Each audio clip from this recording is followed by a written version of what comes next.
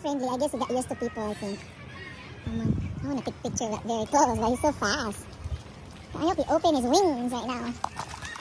Let's take a picture. Like, beautiful. Look at that baby. Oh, so beautiful thing. The peacock. Beautiful. There he is. Now we can go somewhere else and look for something to see. Look at that. Oh, look at that peacock. That's a pretty one. Look at that. Hi, baby. Look. With you on that pretty bird. Pretty bird. Oh, it's a friendly one. Oh, yeah. Find me now. I got it on camera. Just don't move, I think. He might attack us.